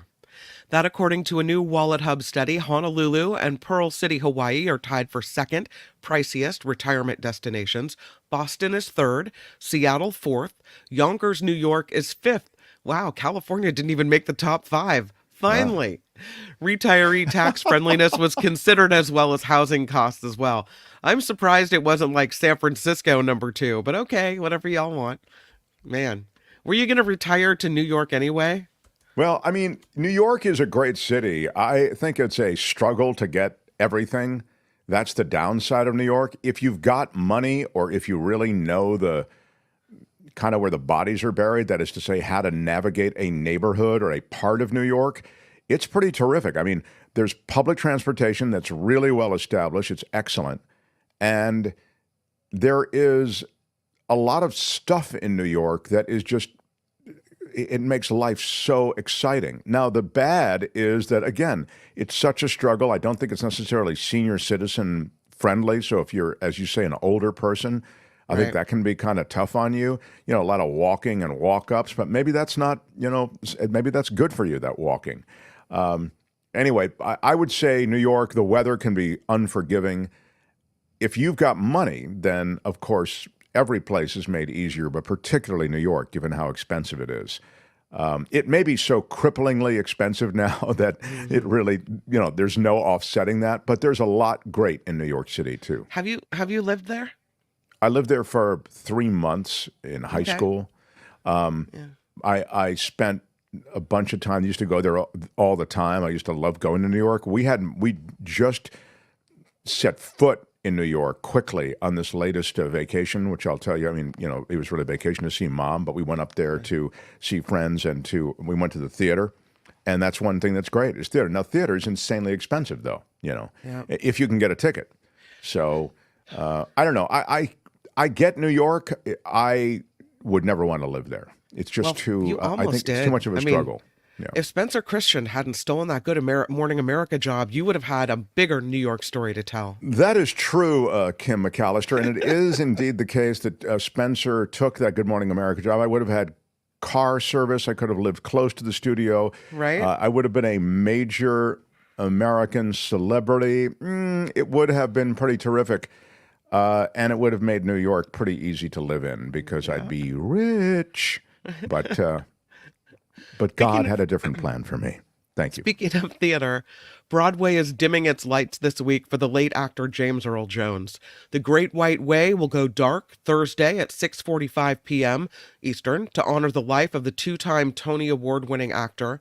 Jones's career spanned almost 7 decades on Broadway after getting his start in 1957 as an understudy in a play called The Egghead. It's funny, I think of him as such a movie star that I forget that he was a Broadway star as well. He was a real actor, Kim. Yeah. He was what they call legit theater actor, with on the boards, on the real stage. He wasn't messing around. Pretty terrific. Yeah.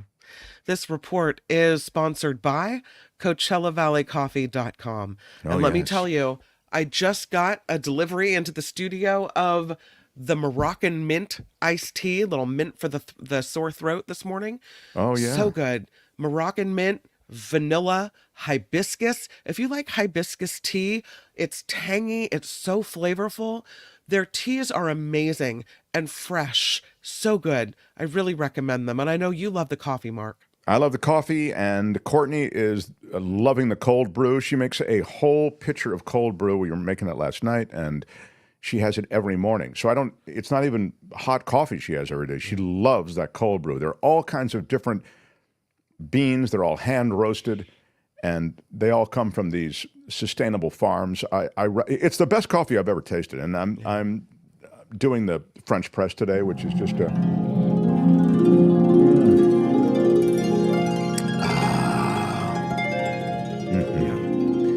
rich beans. Spectacular. I love my rich beans. But you may like different tasting notes than I go for, so check it all out at CoachellaValleyCoffee.com. And as I say, anything you want, the teas, the coffees, the cold brew, the sweet, the edgy, the dark, the rich, you decide. Put it all in your cart. And then on checkout, use our discount code MARKT, and you'll get 10% off everything in the place. Very cool. We love our friends at Coachella Valley Coffee, and they have been so good to us by supporting our show. Our listeners have been good to them by supporting their products. I think I've gotten more great emails about how happy everybody is. So thanks for checking them out and for showing them the love and loving them. I think that's pretty great. So website is CoachellaValleyCoffee.com. I'm Kim McAllister. This is The Mark Thompson Show. The Mark Thompson Show. This is Mark Thompson. My beautiful Christians, I love you, Christians. I'm a Christian. I love you. We'll do it live. I'll write it and we'll do it live. It was wrong, it was stupid, and I'm trying to be a better person. Saudi Arabia pays cash. Oh, yes. Murphy says, I take the Coachella Valley K-Cups with me on business trips. Hotels have Keurigs in the room, and I have great coffee every morning with the Coachella Valley coffee. They're in the K-Cups. That's very cool. Very, very cool. You know, somebody else saying, New York is no place for the old Mark, says Eamon. Stay in Cali. LOL. I agree. It's a tougher environment, and so as life gets tougher generally, it's tough to live in tougher environments. We went to New York just for an instant. Courtney and myself went up to see Book of Mormon. She had never seen Book of Mormon. I've seen it. Now, that was the 6th time. In fact, when I saw my mom, and Mom said, well, you've seen it 6 times, haven't you? And that would be the 6th time for you. Wow, that's really great that Mom keeps track of it, because I took my mother to it. I think it's such a terrific show. It is funny. The music's great. Everything's terrific in Book of Mormon. Now, I saw it in its original cast, and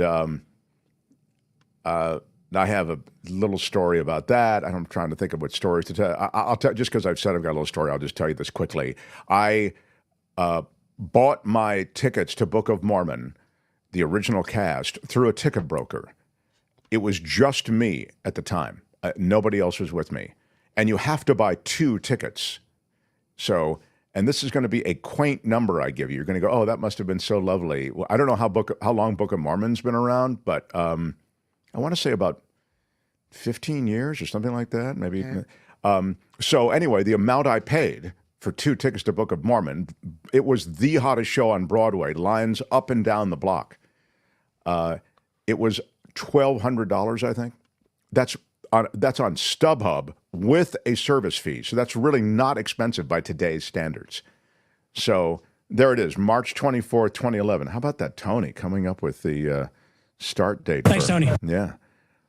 The premiere on Broadway in 2011. So anyway, close at 15 years. The idea was, it's such a hot ticket, I thought, I'll be able to dump the other ticket in front of the theater. So I go to the theater 2 hours ahead of time before curtain, and I'm thinking I'll be able to sell this ticket. I mean, this is the hottest ticket on Broadway.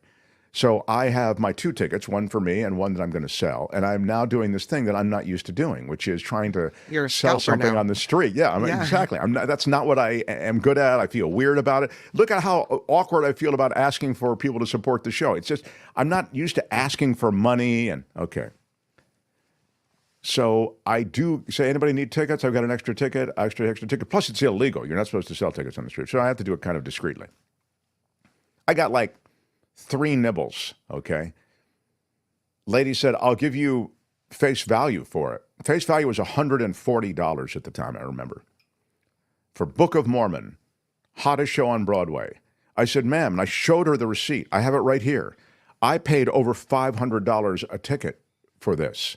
I'm not going to sell it to you for $140. She said, well, that's really... And this is the other thing, Kim. It was pre-Venmo. It was pre-PayPal. There was no way to virtually give you money. So somebody had to have on them hundreds of dollars to give to you, cash. Right. And that's the other thing. People don't travel with that kind of money.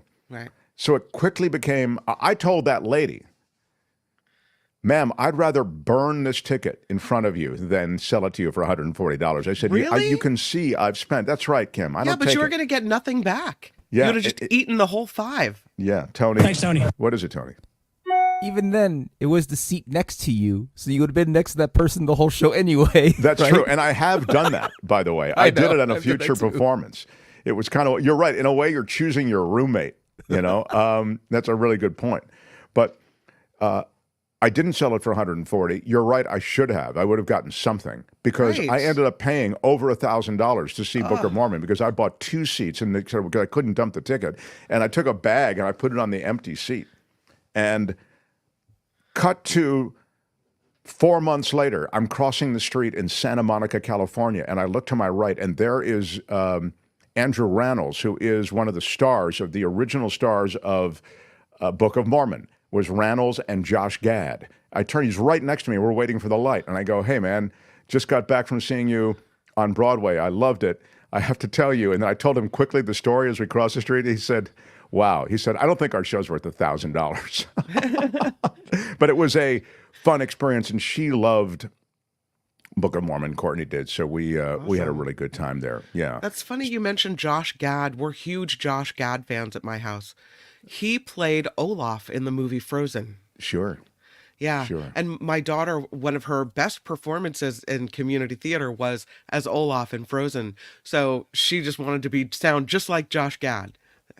Kind of. Well, he is brilliant. These musical theater actors are so incredibly gifted and talented. I love musical theater. I know people go, I don't like musicals or whatever, but I just think, wow, they're just how the music is so oftentimes demanding. There he is in Book of Mormon. He plays this geeky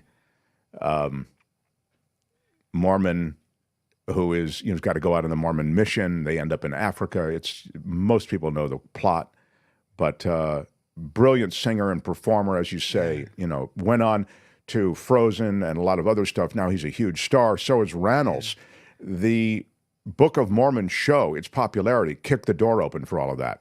Yep. That is why those guys are big stars. So, and Scientology should hold my beer to the Mormons.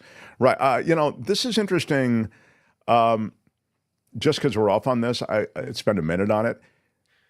These religions that are cultish, and I think it's fair to say, that these cults of belief are oftentimes driven by a singular charismatic figure. Now, we may not see the person as charismatic, but it is true that when you look at the Donald Trump charisma, the attraction, it follows the connect the dots that you do with other major religious faiths and cults of belief. So you begin to accept whatever the cult leader says, whatever the doctrine is, you just accept it. As Joseph Smith, who founded Mormonism, he was just a fast talker, man. He was a con man. Now, you may, if you're Mormon, you'll say, well, he was a con man that the Lord finally found, and he became the vessel through which the Lord spread the word. Okay. But I'm just saying, you can look at everything about Joseph Smith and say, come on, dude. It's, Jesus came to America, and I mean, it's just it's in the Garden of Eden is in Missouri, and I mean, it's a bit. I mean, that's not even scratching the surface. But you could say that about any religion. You can drill down on any fact and go, come on, dude. Raising the dead. And I mean, come on. I mean, and Scientology, same thing. It was a singular figure, this L. Ron Hubbard, who began to animate interest. So that interest became cultish. It reached a certain tipping point, and they were able to create momentum, the momentum of a religious faith and the fervor of a religious faith. And then they got tax-exempt status, et cetera. And then the older faiths that are all grandfathered in. But certainly Mormonism and Scientology are two of the newer ones. But I just think about the cult of Trump and how it is feels a religion-y, religious doesn't it? fervor. Yeah. It's a religious fervor. Those people will accept whatever Trump says. His real believers. And they're not small in number. They are a huge group. And again, many despots, many fascist dictators started with the small numbers, but with their own style and their own charisma. They drove that dynamic into power, political power and cultural power. So, yeah. I hadn't planned on talking about that, but that it certainly, I don't think Trump has charisma, says Hanny. Even back before he became president, I didn't think so, although I had nothing against him back then. JFK and Obama had charisma. It may be that he doesn't land for you, but I think you can't deny he has something. If you think charisma is the wrong thing to call it, then all right, but he's got something, He's shameless. Right? You can see him making it up in the moment. To me, he's like a magician doing all the sleight of hand slowly, and all the cards are face up. It's so obvious what he's doing. Yeah. Yet people love him, Here it is. You got ripped off, Mark, says Louise. I guess it's Broadway, but I saw it first run at the Pantages from the 5th row, dead center. $150. What? Oh, my God. Well, I have to say, you got incredibly lucky. Parking is $150 where I live. It's ridiculous. I know. It's crippling. But when Kamala Harris gets in, right? Am I right, people? All right, let me get you some... The Mark Thompson Show. Do you mind if I quickly pivot? And then I will give you a chunk of Trump. I know you want it, but thank you for letting me just riff there on the... I did meet somebody. I'll do that tomorrow because I think I've digressed on it. I met somebody meeting my mother for lunch. I spent a lot of time with my mother on this trip. I met somebody who is a historical personage. He's a person connected to a major historical event. And I will share it with you tomorrow. Now, RFK Jr., he is nothing if not always interesting. The most interesting thing about RFK Jr., now he has some kind of charisma or something, doesn't he, Kim? Because No. Olivia Nuzzi, who is a political reporter who was reporting on him for New York Magazine. She's 31 years old. She and he were exchanging a lot of communications, right? And RFK Jr.'s connection to Olivia Nuzzi has led to her being dropped by New York Magazine over these things that she sent to him, who again was someone that she was being asked to cover. And she did really good reporting, and she's a really good writer. But these intimate photos that she sent RFK Jr. lead to the notion that he and she had a different kind of relationship. She denied the affair originally to the editor-in-chief, but eventually she broke down and has now been suspended and is being investigated over journalistic ethics. But Nuzzi, supposedly, it's being reported in several news outlets, sent nudes of herself to RFK Jr. while sexting with him. The idea is that, RFK Jr. is married, that there was a romantic relationship of some kind that he had with Nuzzy. She denied the relationship repeatedly, but when she was given the option to finally admit it, she did, as I noted. Now, when the news broke of them sexting and of this affair, if you want to call it, I don't know how you want to term it. Again, I don't know that that's the limits of their relationship. That's what we're learning from both of them, was the limits. But in any case, they were exchanging some kind of texts that were sexual in nature. Kennedy is denying ever meeting her socially. Quote, Mr. Kennedy only met Olivia Nuzzy once in his life, and that was for an interview that she requested. But a source familiar with this said that the two had met multiple times. These meetings did include public functions, and the source says that Nuzzy and Kennedy's relationship was never physical. Again, Nuzzy is a relevant force among political reporters. She was named among Forbes' 2018 30 Under 30. She was awarded the American Society of Magazine Editors' Next Award. That's for breakthrough journalists under the age of 30. That was just in 2019. She broke the story of how President Biden's advisors had worked to shelter him so that Biden would not be exposed to the public and his cognitive decline.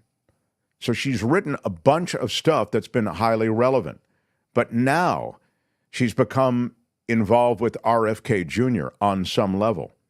And not to mention the romantic relationship might affect his marriage. His wife just had a birthday. She was celebrating with friends. I saw the Instagram post in Greece, I think it was. She's overseas somewhere. Maybe it's not Greece, but it was some nice place in which she was celebrating with friends. No sign of Kennedy, of course. I mean, he is out there campaigning for Donald Trump. So she's admitted to the relationship, and she acknowledges that it crosses journalistic red lines, even if it was never physical. But what he is doing, and he has supposedly cheated on multiple past lovers. He's been married to Cheryl Hines since 2014. Nuzzy was engaged to the Washington correspondent for Politico, Ryan Lizza, and they've been separated now for some time, I think. I don't really know when they separated, but I know they are separated. So he is saying, and this is the slithery, wild part. He's saying, I didn't really have much to do with her at all. She interviewed me. We saw each other at various events. I think that was implied. I don't think he said that part. But he said, and she started this full court press where she's sending me these romantic texts and this other stuff. Like, I wasn't involved with this. I'm actually, and then this is the wild part, I'm actually suing to stop this because it's harassment, what she was doing.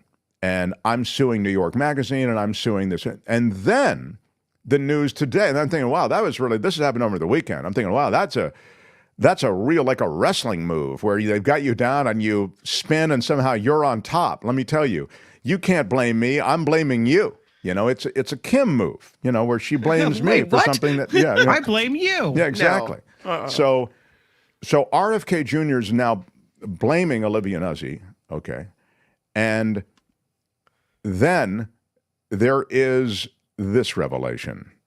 RFK Jr. boasted to friends that the star reporter Olivia Nuzzy had sent him intimate photos. And it was the bragging that exposed this whole thing to begin with. What a bonehead. It's men. I mean, you would think that if he's a serial cheater, that he would be better at cheating, It is the thing that guys do. We can't wait to tell somebody about, oh my God, that hot woman, blah, blah, blah, blah, 40 years younger than I am. She is sending me, look, dude, she's sending me these nude photos. She's way into me. I mean, really, it is the American male. We can't wait. We have to tell someone about it. Otherwise, it didn't happen. I don't know what, you can tell me what the female thing is, but the male thing is, oh my God, dude, you won't believe this. Check this out. That's the male thing. And so his desire to boast to friends is the thing that exposed this whole thing. And so good luck with your lawsuit. And it is true. He's in battleground states and he is campaigning for Donald Trump. And you might consider this a smear on him. Like, what does this have to do with politics? Fair enough. But he's put himself out there. And I think the idea somehow that he has a history of having these pieces done by reporters, and in this case, this reporter became romantically involved with him, I think that's relevant. I do. I mean, I think that very much pertains to the kind of press coverage he's gotten. So I'm, and here I'm seeing that her Instagram, doesn't refer to him. She's celebrating and the wife. Yeah. Yeah, his wife, Cheryl Hines. Yeah. Friends warn Cheryl Hines against marrying RFK Jr. It's coming out now. There's a whole now cottage industry of stuff being done around the Cheryl Hines thing.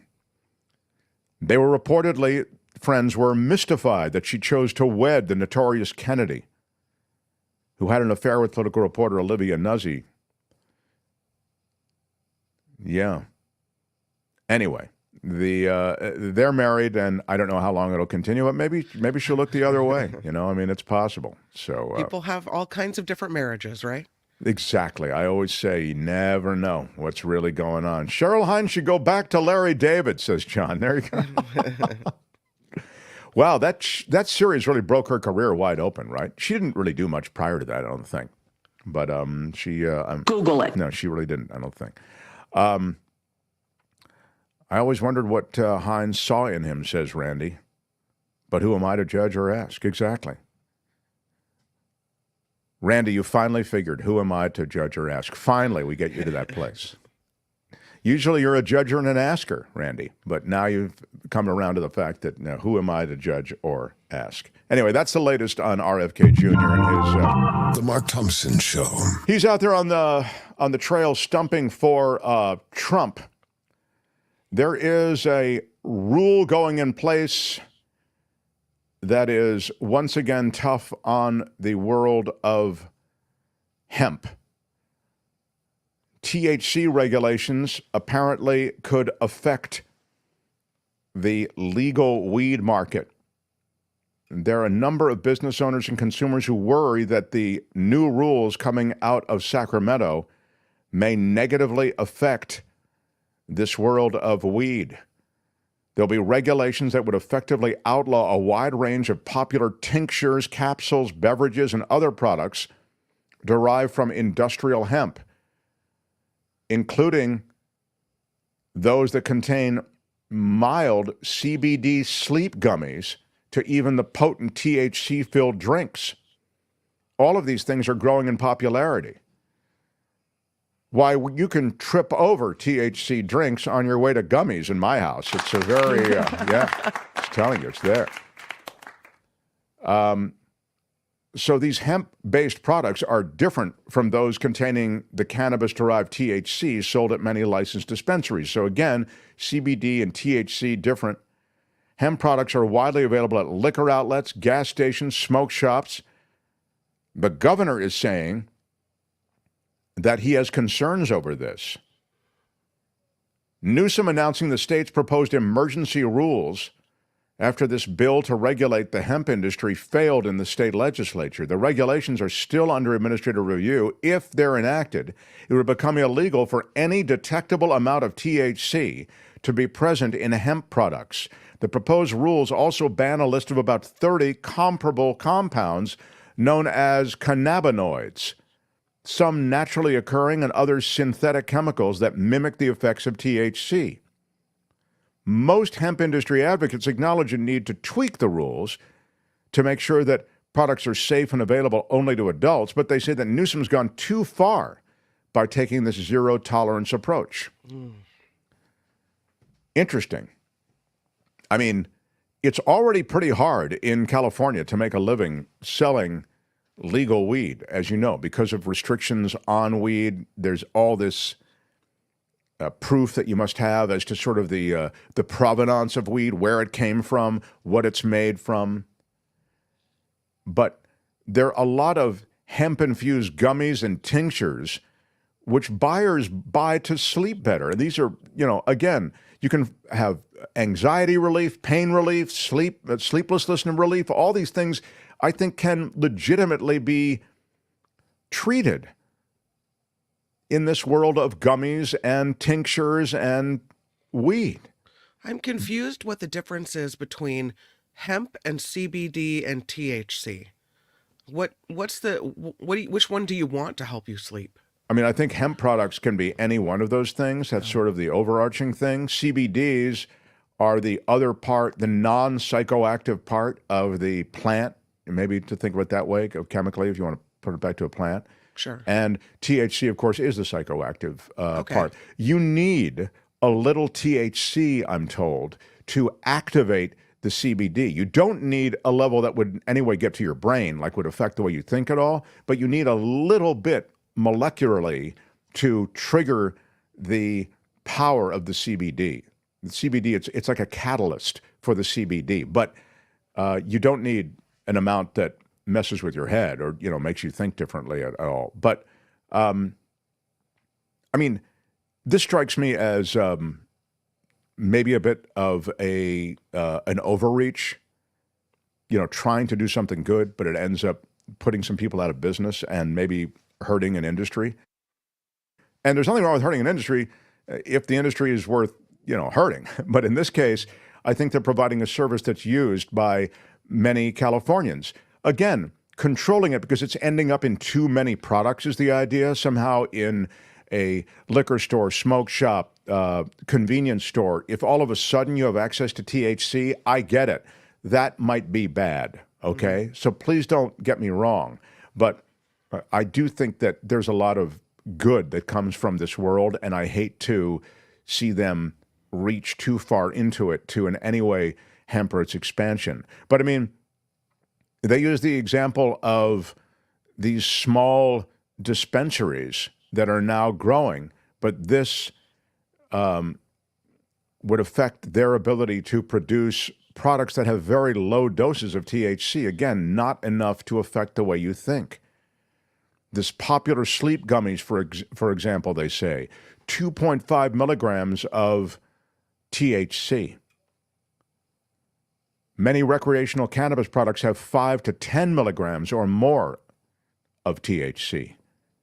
So Newsom's office and the State Department of Cannabis Control referred questions to the California Department of Public Health. And they say that the emergency rules, which are in response to increasing health incidents related to intoxicating hemp products that state regulators have found sold across the state, they continue to be their concern. A growing number of complaints about illegal intoxicating industrial hemp products in retail environments is what the public health department is saying they're receiving. Anyway, that's the latest on that. I think, hemp rules could change in California as a result. So the other thing that's happening in San Francisco, we love our Bay Area, cracking down on everything. The party's over in San Francisco. In San Francisco, the mayor there said the city's going to be making parking between midnight and 6 a.m. a towable offense for oversized vehicles whose occupants refuse offers of housing or other services. In other words, if you're living in your mobile home and you're parking it on the streets of San Francisco, it will be towed. You'll be offered housing or other services, but they will not let your mobile home remain there on the street. They plan to tow RVs and other oversized vehicles parked overnight on city streets if the people living inside them refuse offers of shelter. Businesses and residents complain about the occupied vehicles. We've complained about it. We've also talked about, giving these people options. They've got to have some place to go. You can easily end up living in your car. I mean, it does happen. I always feel like all of us are 2 personal emergencies away from living in our car. I mean, stuff happens, man. Look at our healthcare system. I mean, it can bankrupt you in a month. Following complaints from businesses and residents about the occupied vehicles, London Breed said the city will make parking between midnight and 6 a.m. a towable offense for oversized vehicles. The overall number of unsheltered homeless individuals in San Francisco has declined since 2019. The percentage of unhoused people who live in vehicles instead of tents or other street shelters has gone, anybody, up. The city counted 1,444 people living in their vehicles in the most recent census of unhoused vehicles, the 37% increase from 2022. 90% of the 130 unsheltered families that the city counted were living in a vehicle. So that is the change. They want to get them off the streets in San Francisco. The Mark Thompson Show. Yeah, it ain't your dad's San Francisco. And then it's not the San Francisco from 6 years ago either. They're changing it, Kim. Well, you can't have all of these RVs parked, as you saw the picture of, parked in a row there.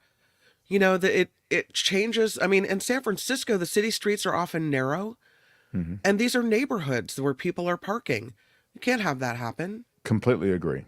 They have a sanctioned parking area out near the old Candlestick Park area at the point there. But the money that the city spends on per spot is something like $60,000 a year per spot because of the need for security and trash and sanitation and water services and power services and all of these things. So then, you want people to be able to stay in their vehicle, but does it become even more of a burden to the city? It's a mess. It's a hot mess. Well, it's a mess, but I'd rather have the city, as you say, the financial burden of supporting an area where they all congregate rather than have them strewn all over the city. Right. So, imperfect solution, but problem is really a tough one, and I just don't know that you can do much. I know you're thinking, Mark, you promised a chunk of Trump, and you have not done it yet. You blithered on about some Book of Mormon thing and selling tickets. I would like to thank the following contributors. Sorry. That's my fault. What was that? Whoops. Oopsies. Kim, watching a different podcast while we're doing our podcast. No. That's great. All right, so I have for you, as promised. Do I have time, Tony? I've got time, don't I? More or less. Sort of. It's YouTube. There are no rules. You decide if there's time. I love my Tony. I love it. Thanks, Tony. Here it is, your chunk of Trump. Open wide. Ready? Here comes your chunk of Trump. It's my favorite food. With your first bite, here's Mark Thompson. I have a feeling it's going to be beautiful. Trump says that if he wins, women would no longer be thinking about abortion. That's right. That's Things right. are going to be so great.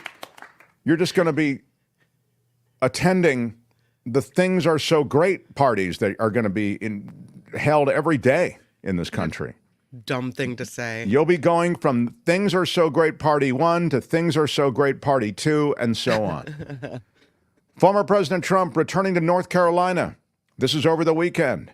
Stumping in the southern battleground state with direct appeals to women, claiming that he would be a better champion for them than Vice President Kamala Harris. She's only vying to become the first female president. I mean, what tie does she have to women? Trump campaigned in Wilmington, North Carolina, along the state's southern coast. He did not bring along with him Lieutenant Governor Mark Robinson. What? As you know, the Republican gubernatorial nominee and formerly one of President Trump's top surrogates in the state, he is embroiled in his own controversies around posts on a pornographic website. And when you lose your top surrogate in North Carolina, you've got no one to turn to. You've got 2024. No, you could be MAGA Mickey. That might be the guy to turn to. But anyway, more to the point. Without Robinson in tow, Trump hits the trail, and he makes the case for protecting women at a level never seen before, is what he said. There's never been anything like this. I mean, there's never been a level of... I've never seen anything like it. Yeah. Does he understand that women are dying because of the decisions he made? Kim, Like understanding, actual death? what is that? Women with little children, the young mothers are dying because of him? I will protect women at a level never seen before, he said. They will finally be healthy, hopeful, safe, and secure. Their lives will be happy, beautiful, and their lives will be great again. So women, we love you. We're going to take care of you. Yeah. He's not wrong. I mean, knowing that he'll put the women in the kitchen with the kids where you can keep an eye on them, that is going to be... No. I'm just saying that's his message. We'll take care of you. I think what he meant was, we'll take care of you. That's what he meant. There's a different inflection on that. Like it. Yeah. The former president said women won't have to think about abortion because decisions about regulating it are now left to the states. Yeah, isn't that great? You don't have to think about it anymore. Many Republican-led states have taken steps to restrict or eliminate abortion access, of course, after the SCOTUS decision overturning Roe. Trump nominated 3 of those 6 justices, I'll remind you, who voted to overturn Roe. North Carolina banned most abortions after 12 weeks, did it last year. The Republicans in the state legislature in North Carolina, where Trump was just speaking about abortion, the Republicans overrode Governor Roy Cooper's veto. So they first banned most abortions after 12 weeks. Cooper vetoed that legislation, and then the legislature, dominated by Republicans, they overrode the veto. Voters overwhelmingly saying that they trust Harris to do a better job handling abortion policy, 55% favoring her, while 27% favor Trump in a new poll by the Associated Press. But again, the Harris campaign blasting Trump as a threat to women's freedoms and their lives, warning in a speech in Georgia that Harris made that Republicans would continue to target access to abortion if he returns to the White House. This is the quote: Trump is scared out of his mind that women will vote like our freedoms and our lives are on the line this November, and he should be. Yes. Because that's exactly what we will do. Right. And so that was Trump over the weekend on the abortion issue. The other thing I would just mention, because it falls into the Trump category, is what's happening in Florida with Ron DeSantis. DeSantis deploying government resources to fight Florida abortion amendment. The state healthcare regulator has campaigned against it. And DeSantis defends this whole idea that he would get involved, the government would get involved, as informing the public on what's going on. And here is what's going on. They are using taxpayer-funded resources in Florida to fight a ballot initiative that will be on the ballot in November that would overturn that 6-week abortion ban in Florida. They have repeated efforts underway from a state-run website that is attacking the amendment. They are making repeated efforts to question the signers of the petition that enabled this measure to get onto the ballot to begin with. It's, again, a tried and true way to attack it. Not attacking it on the merits, attacking it on, did they get sufficient signatures to actually get this thing on the ballot to begin with? So do they have to go to like thousands of people's homes and verify? Did you sign this petition? They are going to court, is what they're doing. Oh. It's going to be the ACLU of Florida and the Southern Legal Council. And they're trying to shut down a website posted by the Florida Agency for Healthcare Administration, which regulates the state's 50 licensed abortion clinics. And there is essentially the hand of government trying to squash, Florida government, to squash this election measure on the ballot in November. And finally, everybody's former First Lady, Melania Trump. Melania Trump, she got a huge infusion of money. Never a bad thing. I believe it was $270,000. I'm looking for the article now. And the thing that's weird about it is that no one can really say where that money came from. So you're probably saying, why was she given $270,000 to begin with? Well, she went to a political event, and she got this high six-figure paycheck. I mean, $237,500 actually is the amount.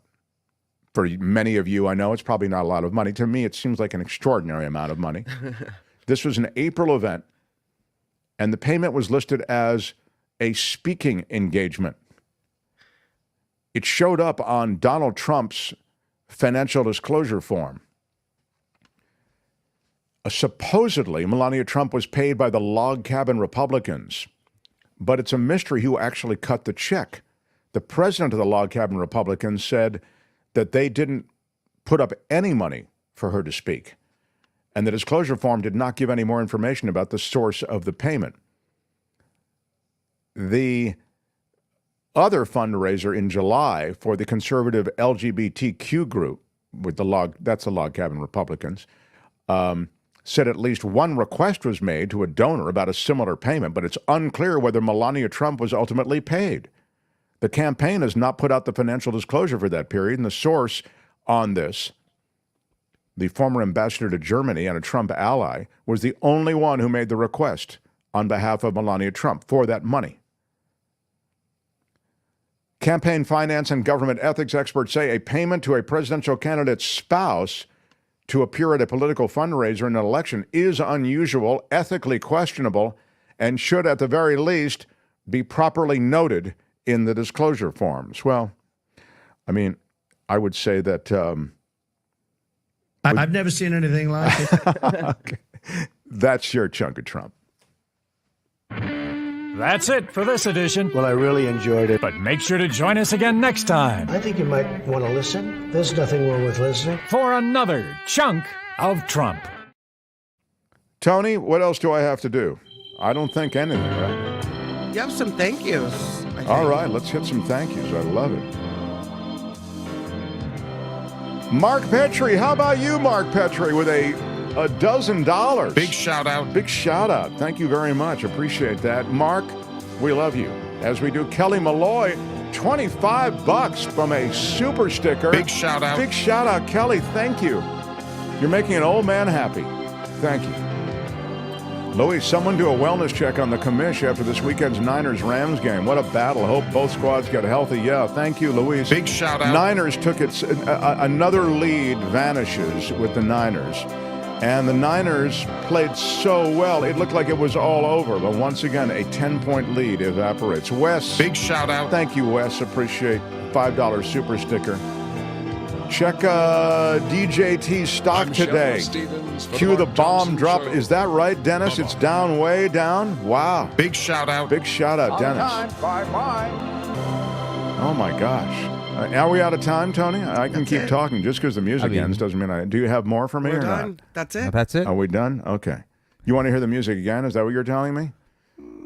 Sure, why not? All right. Whatever you want So to the do. point is, the Niners had a big lead, and then it evaporated. And for all of our Los Angeles Rams fans, I mean, I got it. Yeah, congratulations to you. I thought you played really well. It was not just the Niners giving up the lead. It was also the Rams taking the lead. But both teams are decimated, as Luis said. So, what can I say? It was not a clean representation of what we have to offer on the field, but I look forward to it, the rematch again. Trump Media and Technology Group, it's way down, $12 a share. Well, you know what I always say, Tony? I always say, buy it on the dip, everybody. That's right. Buy your future on the dip. I've never seen anything like it. Yeah, anyway. Kim has the After Party Live I'm next. Shadow Stevens for The Mark Thompson Show. Bye-bye. Thanks, everyone. Tomorrow, David K. Johnston. Bye-bye. Thanks, Tony. Thanks, Kim. Till tomorrow. Bye-bye.